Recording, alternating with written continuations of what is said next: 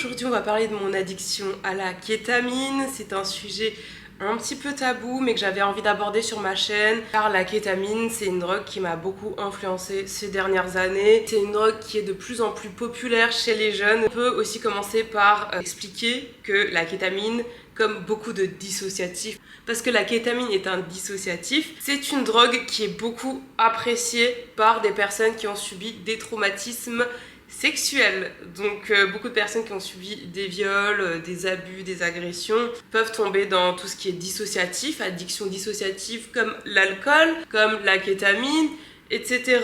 Aussi le joint.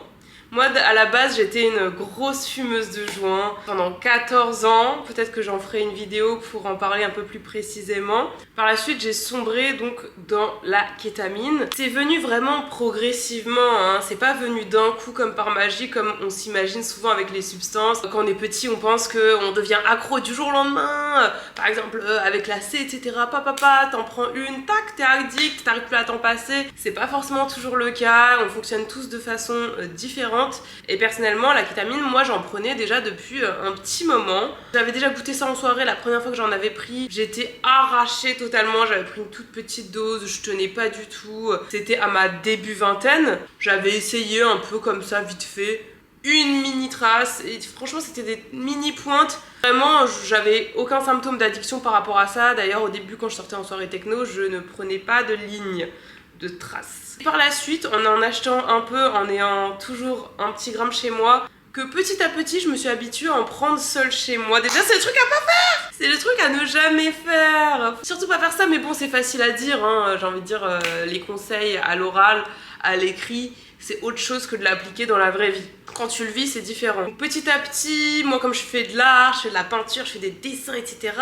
J'adorais fumer mes petits joints le soir. Du coup, je prenais un peu une petite trace de quai. Mais c'était vraiment tout petit. Ce que je prenais, c'était dérisoire par rapport à la suite des événements. De temps en temps, on va dire qu'il y avait un moment même, je sais plus si c'était à la fin du Covid, où tous les soirs j'avais des petites envies quand j'étais chez moi en télétravail. Ça a commencé un petit peu à devenir répétitif, à devenir régulier, une fois ou deux par semaine, je me faisais des mini trips comme ça, sauf que le dosage était minuscule. Donc moi, mon gramme, il me durait quand même un mois ou deux. Je voyais pas vraiment d'impact, que ce soit économique ou physique ou psychique sur moi, parce que les doses étaient quand même très petites. J'étais pas inconsciente, j'étais pas en K-hall.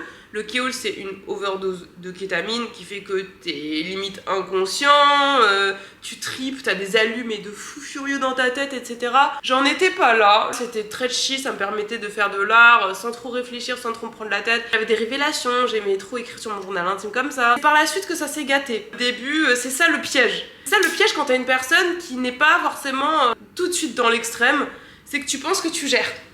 Et ça, le problème avec les addictions, c'est qu'on pense toujours qu'on gère, alors que c'est là que le piège commence, et c'est ça qui est sournois. Par la suite, j'ai commencé à découvrir à fond les after techno. Ah bon, c'est pas ça qui m'a fait sombrer le plus dans la kétamine, mais c'était un bon début, hein, on va dire à la fin du Covid. Il y avait beaucoup de soirées techno en appart. Donc là c'était trace sur trace et tout, mais mes dosages restaient encore assez raisonnables dans le sens où je prenais encore des petites lignes. J'étais dans un milieu convivial, j'étais pas à taper des poutres chez moi, en mode des grosses traces chez moi, comme une ouf. Non, d'accord? On va dire que je restais toujours dans le contrôle, même à ce moment-là.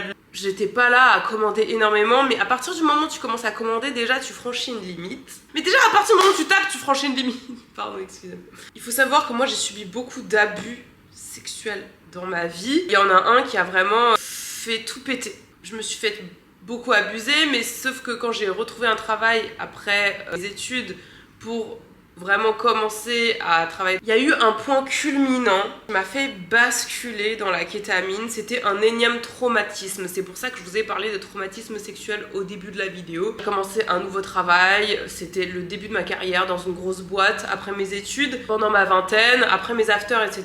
Vraiment, j'étais en mode c'est parti, sauf qu'au bout du 3e jour, trigger warning, un collègue me vait dans un coin de la rue mon orifice buccal. Traumatisme extrême pour moi, sur le moment j'ai dissocié, bref, horrible.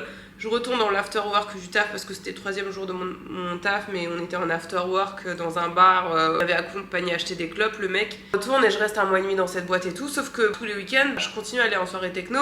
Je sais pas comment expliquer, ça m'avait tellement fait vriller mentalement que j'ai fait un gros syndrome post-traumatique, une grosse dépression. Limite, j'ai cru que j'allais devenir folle. Vous voyez, ce genre de moment d'angoisse extrême, de traumatisme extrême où vous avez l'impression que vous allez devenir fou. J'ai cru que j'allais aller aux urgences en fait à la fin de mon travail parce que j'ai pas travaillé jusqu'à la fin. Au bout d'1 mois et demi, j'ai tout déballé à la RH et je suis partie. C'est à ce moment-là, quand du coup j'étais en arrêt maladie parce que j'étais pas apte à travailler, que j'ai vraiment commencé à vriller dans les afters à base de 3 jours sans dormir, à base de je pars de chez moi pendant plusieurs jours, je rentre pas, je fais plein de soirées, je fais même des allers-retours entre chez moi et ailleurs et je dors pas pour aller me changer, pour aller me laver, pour aller récupérer des trucs. C'était la débandade. Et c'est là que j'ai commencé vraiment à consommer de la kétamine jusqu'à vraiment adorer les kéols. Et c'est là vraiment que ça devenait dangereux pour moi parce que l'addiction au kéol était extrêmement frappante. Pourquoi j'étais addict au kéol? Parce que j'étais en dépression sévère, en post-traumatique sévère, syndrome post-traumatique sévère. Le kéol, comment vous expliquez l'effet du kéol? Ça vous donne l'impression d'être dans un nuage énorme, mais ça peut être plus ou moins horrible selon les personnes. Ça dépend vraiment de votre mood, de vos humeurs, de votre personne, de ce que vous vivez. Ça dépend de trop de choses. Ça peut être très différent d'une personne à l'autre. Moi, ce que j'aimais, c'était le côté dissociatif extrême où je n'existe plus. En fait, pour moi, il y avait vraiment la mort de l'ego. Les psychédéliques, comme la kétamine, c'est aussi un psychédélique, peuvent avoir des significations un peu spirituelles si vous vous intéressez à ça, mais ça ne veut pas dire qu'il faut en prendre, qu'il faut encourager qui que ce soit à en prendre. Et c'est comme ça, les psychédéliques peuvent vous faire avoir des révélations, et moi j'avais beaucoup de révélations, je ressentais un amour immense envers tout le monde. Tu commences à t'habituer, c'est là que ça commence à devenir dangereux. Ces doses, elles deviennent de plus en plus grandes. Moi, comme je devenais de plus en plus consommatrice, les doses elles augmentaient. Le problème avec la kétamine, c'est que t'as une tolérance très vite. Très vite, tu dois augmenter les doses, beaucoup plus que les autres substances. Et tu t'habitues extrêmement vite à la substance aussi. Très vite, les petites traces, elles te font plus rien. Moi, ça me faisait plus rien. Crescendo, je continue de taper, je continue d'être addict à ça, et je l'avoue, même devant les gens, que je suis addict. La chose horrible qui m'a fait basculer totalement, c'est d'avoir signé avec une agence OnlyFans. Le mec, l'agent avec qui j'avais signé, c'était un probablement gros psychopathe, je pense, gros manipulateur, gros narcissique, si vous voulez pas parler de paranarcissique, mais bon, tous les narcissiques ne sont pas pervers, donc on va dire un paranarcissique, parce que tous les narcissiques ne sont pas sadiques. Appelez ça comme vous voulez, Osef. C'est juste que le mec, il me maltraitait psychologiquement. Au bout d'1 mois, le premier mois c'était du love bombing, le 2e mois il me maltraitait psychologiquement, et j'en suis arrivée là. Pourquoi? Parce que j'étais traumatisée pendant 1 an en arrêt maladie, impossible de retravailler. Donc j'ai signé avec cette agence, et je ne connaissais rien du monde de OnlyFans, etc. Juste je me suis dit, oh j'ai envie de tout envoyer valser, j'ai envie de montrer mon corps, j'ai subi plein d'abus sexuels, j'étais dans l'hypersexualisation de moi, dans l'hypersexualité aussi. C'est à ce moment-là que petit à petit, j'ai commencé à consommer parce que j'étais très fatiguée de produire. Mon manager me disait toujours de faire plus.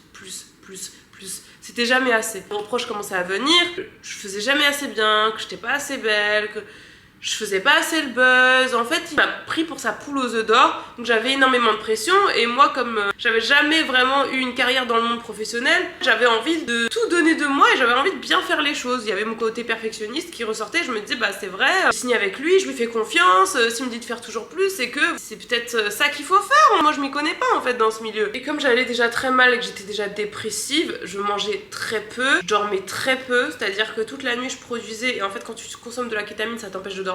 Sincèrement, t'as besoin de au moins 6 heures d'espace pour t'endormir, sauf exception. Vous voyez, en tout cas, moi, c'était ça, et je pense que c'est comme ça que ça marche dans le cerveau. C'est un dépresseur, la kétamine, mais ça te stimule quand même, et ça t'empêche quand même de dormir. Donc moi, vu que j'étais super fatiguée, j'étais tombée dans un cercle vicieux. Jamais j'avais tapé toute la journée, moi, de toute ma vie, j'étais pas encore dans ça. J'étais plutôt dans les soirées, ou plutôt le soir, une petite ligne, voilà, machin, genre, c'est pas ouf. Et là, vraiment, j'avais dépassé la limite, je commençais à taper dès mon réveil pour être plus productive, pour mon manager OnlyFans, et aussi pour me dissocier quand je faisais mes cams, quand je faisais mes contenus intimes, parce que c'était très violent pour moi de commencer dans cette situation, dans ces circonstances-là, en tant que personne traumatisée, sans assistance, sans aide, sans personne pour m'aider, sans personne pour me guider, et avec un manager ultra toxique, ultra manipulateur.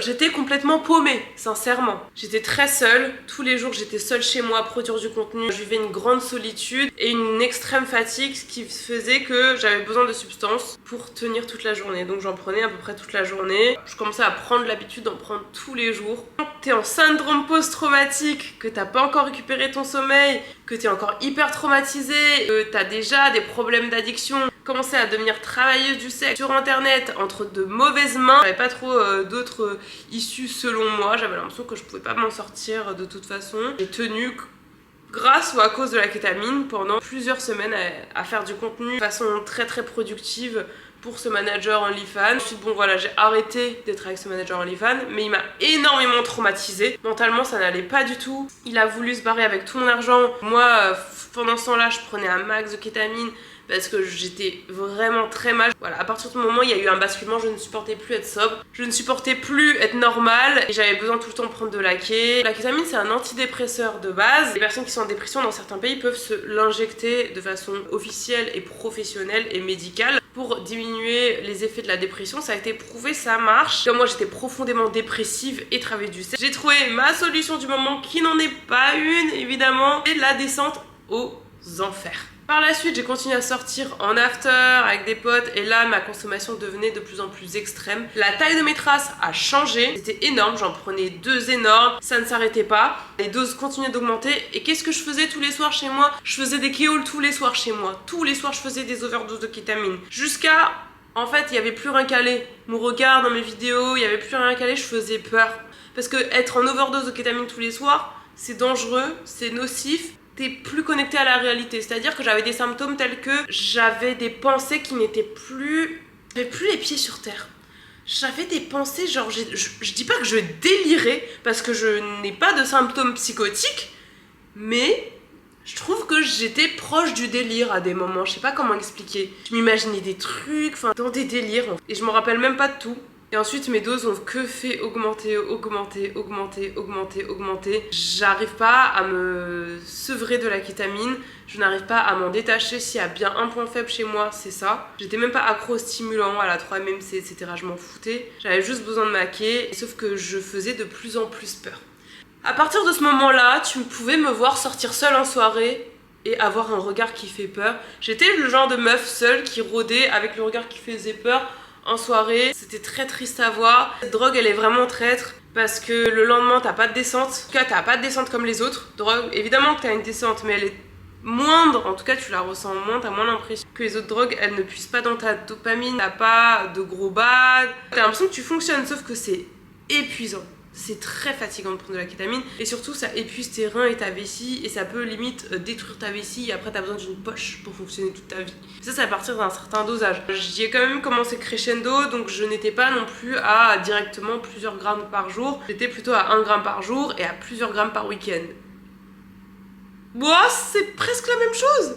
Mais parfois la semaine je prenais pas pendant 2-3 jours histoire de faire genre, mais plusieurs grammes par week-end. Ensuite je tombais dans une toxicomanie extrêmement sévère où je prenais énormément de grammes tous les week-ends. Vraiment ma vessie je sentais. Je commençais à sentir que j'allais pisser toutes les 5 minutes au bout d'un moment. On tapait trop le week-end. Je commençais à sentir que j'avais un peu des douleurs à la vessie, des douleurs pelviennes. Et là en fait c'est que t'as une inflammation de la vessie qui débute. Et c'est ça le problème avec la kétamine, c'est que ça détruit ta vessie. Tu peux avoir des cystites de kétamine, donc des infections urinaires de kétamine, ce qui ne sont pas une infection urinaire normale. Ça vient vraiment de la substance de cristaux dans ta vessie, empêcher ta vessie de fonctionner normalement. Donc j'avais déjà des symptômes, j'avais très peur.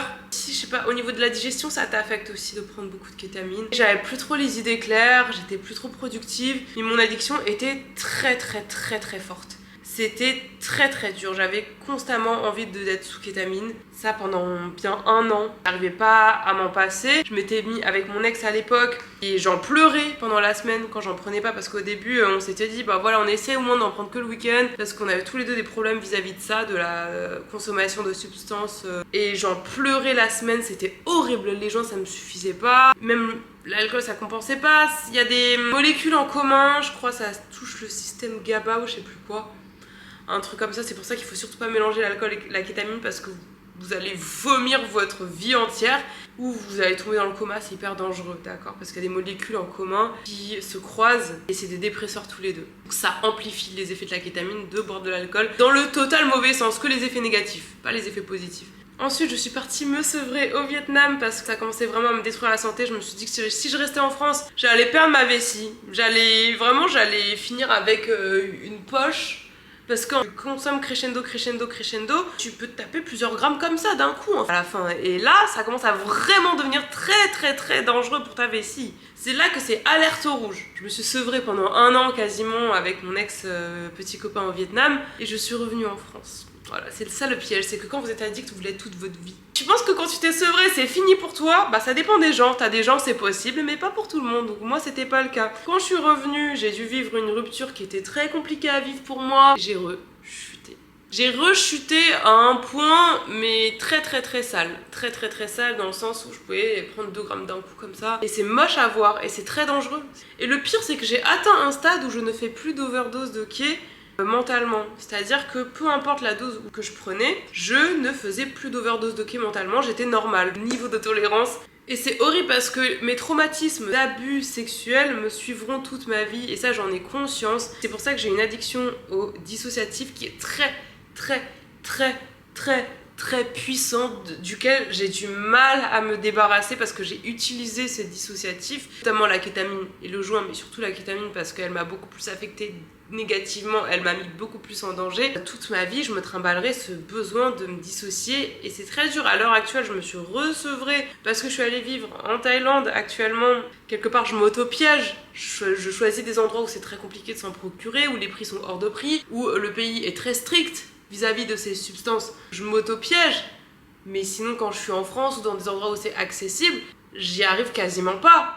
En tout cas là, quand j'ai vécu ma rupture cet été, j'ai pas réussi. Je me suis beaucoup renfermée cet été en prenant énormément chez moi jusqu'à j'ai eu mal à la vessie. Et là je me suis dit non meuf, là c'est plus possible. Tu prends quand même énormément de grammes parce que là j'avais atteint les 3 grammes. C'était beaucoup, j'avais jamais pris 3 grammes d'un coup auparavant, j'avais dépassé ma limite. Du moins pas toute seule comme ça, en huis clos. C'est très badant, c'est qu'au bout d'un moment tu t'habitues. Et je m'étais habituée à prendre plein de grammes seule chez moi. Là je me suis dit meuf c'est plus possible en fait, il faut que tu partes, tu n'es plus lucide, tu n'es plus consciente, tu commences à perdre la tête, mes pensées devenaient de plus en plus floues, j'étais de moins en moins moi-même, je me perdais en fait, c'est comme si j'existais plus, parce que vous voyez cette mort de l'ego dans la kétamine au niveau psychédélique, au niveau spirituel, cette mort de l'ego elle peut aussi être juste votre mort tout court, déjà votre mort psychique, ensuite votre mort physique. Ça, j'en suis pas arrivée là parce que, je sais pas, soit j'ai eu de la chance, soit mon corps il a tenu le coup, soit j'avais assez de tolérance, etc. On ne sait pas. Mais moi, j'ai reçu un DM sur TikTok d'une dame qui me dit qu'elle a perdu sa fille à cause de la kétamine dernièrement. Donc il y a des gens qui meurent de ça. Moi, j'ai eu de la chance, j'ai beaucoup abusé, mais j'ai quand même été très à l'écoute de mon corps parce que je suis assez hypocondriaque. Dans une certaine mesure, dès que j'ai une petite douleur quelque part, je commence à paniquer et du contrôler, dans le sens où... Bon, contrôler, c'est un grand mot, mais par exemple, quand j'ai commencé à avoir mal à la vessie, je suis sortie en soirée et tout, j'ai pas pris de kétamine, j'ai bu énormément d'eau, etc. Petit rappel, il faut boire énormément d'eau, mais ça ne va pas résoudre tous les problèmes. La kétamine arrive quand même dans votre vessie. Voilà, c'est moins grave parce que vous pouvez en mourir, je pense, si vous ne buvez pas d'eau. Ça se cristallise dans votre vessie et vous pouvez en mourir. Il y a un mec qui est mort comme ça d'ailleurs. Moi j'ai toujours eu le réflexe de boire beaucoup d'eau parce que je bois beaucoup d'eau quand je suis en soirée, quand je prends des choses, j'ai toujours eu cette habitude. C'est peut-être quelque chose qui m'a sauvée. À l'heure actuelle, ça va mieux, ma vessie s'est réparée parce qu'au début j'avais quand même tout le temps envie de pisser. Limite j'ai honte parce que je me dis mais en fait les gens vont se dire qu'elle a un problème. Et quand je sortais en soirée aussi, j'étais vraiment la meuf toutes les 5 minutes, tu me voyais aller aux toilettes. J'ai honte parce que je pense que ma vessie s'était inflammée et que j'avais une espèce de cystite légère. Et j'avais peur d'avoir du sang dans ma vessie. C'est pour vous dire à quel point j'avais peur, que je passais des heures et des soirées entières à chercher sur ChatGPT qu'est-ce qui allait m'arriver, si j'étais finie, si ma vessie allait être détruite, si je pouvais continuer à en prendre jusqu'à ce que je parte de la France, etc. J'ai passé des mois et des semaines à faire des crises d'angoisse, tellement j'en prenais, tellement j'étais mais dans un trou noir en fait. Je pensais que j'allais pas m'en sortir et c'est pour ça que le fait d'être partie, ça m'a encore une fois sauvée. Parce que moi j'y arrive pas dans mon environnement où je me suis détruite, je n'arrive pas à arrêter de me détruire. Voilà, c'est comme ça. Faut accepter aussi ses faiblesses, il y a des gens qui arrivent. Moi, je suis tombée trop bas, on va dire, je suis allée trop loin dans la consommation excessive et dans l'addiction pour vous sevrer comme ça en un claquement de doigts dans le même environnement sans me casser. Là, je commence à avoir une crise d'angoisse. Cette addiction à la kétamine, je l'ai aussi vécue avec des abus sexuels parce que j'étais très accro à la kétamine et pendant mon année où j'allais très mal suite à l'abus de mon collègue, je suis sortie en soirée, je suis allée en after, j'ai rencontré un mec. Trigger warning qui m'a du coup fait tourner à ses potes en prenant de la ké. Je prenais de la ké, j'étais dissociée de moi et on pouvait un peu faire ce qu'on voulait de moi. Enfin, je me suis mise en danger aussi avec cette substance qui te déconnecte de toi-même et qui te permet de faire des choses qui ne sont pas forcément toi aussi. Donc c'est assez dangereux, c'est pour ça que je tenais à vous mettre en garde. Pour finir, cette drogue m'a déconnectée de moi. Je n'étais plus moi, je savais plus où j'étais, je ne savais plus qui j'étais. Je sais pas comment vous expliquer, c'est un flou pas artistique du tout. Un flou genre le néant un peu. Et c'est ça au début que tu aimes bien. C'est ce flou un peu galactique qui te permet d'échapper à ton quotidien. Sauf que cette fuite, elle va finir par te détruire ta santé et ton corps. Et financièrement aussi, parce que c'est un trou financier de taper autant de grammes. Faites attention à vous. N'hésitez pas à commenter si vous avez des proches qui sont dans cette situation. N'hésitez pas à partager votre expérience si vous en avez envie. C'est juste pour vous montrer que c'est possible de se sevrer, c'est possible d'aller mieux. Mais tout le monde n'a pas la même façon d'aller mieux. Tout le monde n'a pas les mêmes techniques pour aller mieux. Tout le monde ne peut pas aller mieux dans le même environnement qui les a détruits. C'est pour ça que c'est important de partir. Moi, j'ai énormément de chance. Et je suis très reconnaissante de pouvoir vivre à l'autre bout du monde et me sevrer facilement parce que je n'en ressens pas forcément l'envie. Même s'il m'arrive quand même de rêver de ça, etc. C'est beaucoup plus facile. C'est beaucoup plus facile quand je suis dans un pays étranger d'arrêter que en France. En France, j'ai mes numéros, etc. Même si j'ai pas de numéro, je connais des gens, j'ai mon entourage. C'est trop dur, c'est trop dur. J'ai pas la volonté. Je vous l'avoue, j'ai pas la volonté. J'ai pas cette force mentale.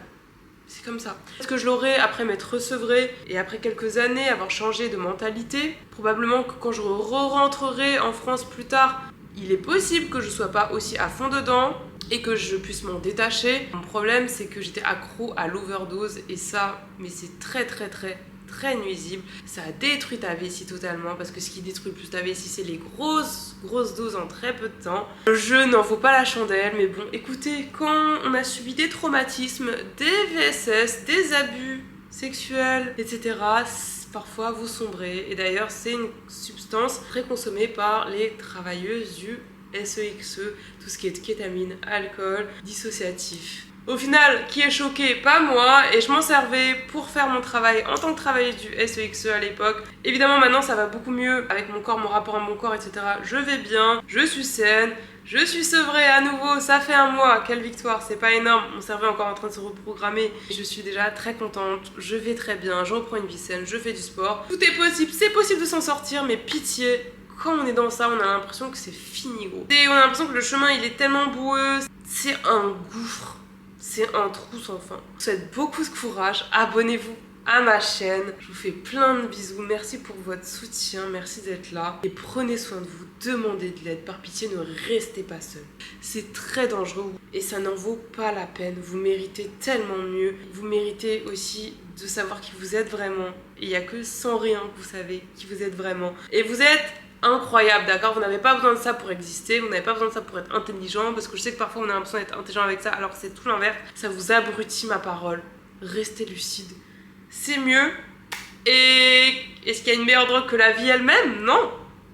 Gros bisous, prenez soin de vous. Et abonnez-vous, d'accord?